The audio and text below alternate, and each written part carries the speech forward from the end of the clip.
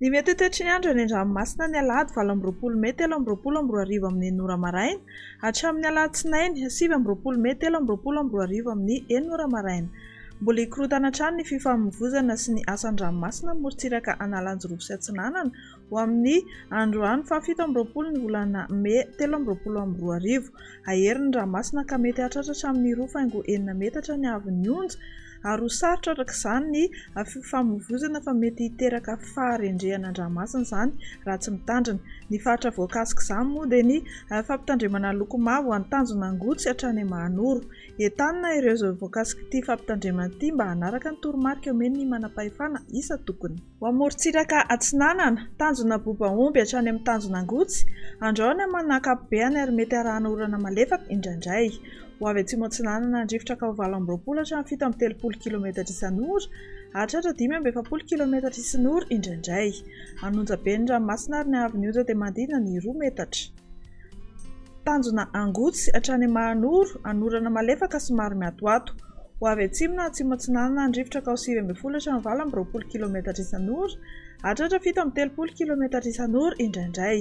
Anonja be ny ranomasina ary ahery indraindray. Ny haavon'ny onja 1.9 hatramin'ny 2.9 metatra, misy ny alondrano avy any atsimo. Ho amin'ny Mahanoro hatrany Antolan'Andro dia anorana miatoato.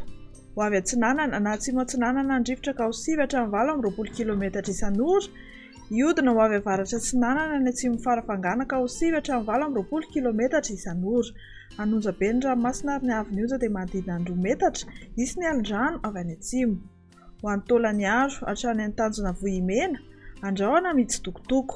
Ho avy atsinanana somary avaratra atsinanana andrifotra ka ho 20 hatramin'ny 7:30 km isan'ora, anonja be ny ranomasina. Ny haavon'ny onja 2 hatramin'ny 2.5 metatra ary isy ny alondrano avy any atsimo.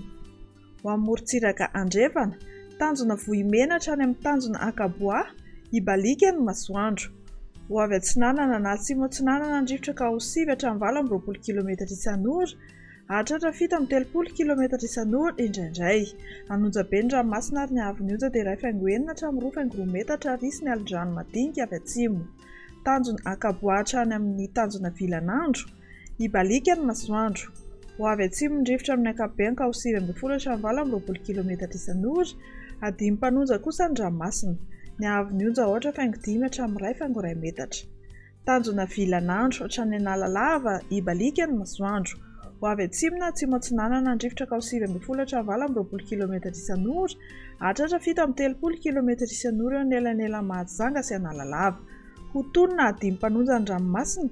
Ny haavon'ny onja 8.4 hatramin'ny 1 metatra ary anonja be any avaratra Mahajanga ka ho tafakatra 1.5 metatra ny haavon'ny onja.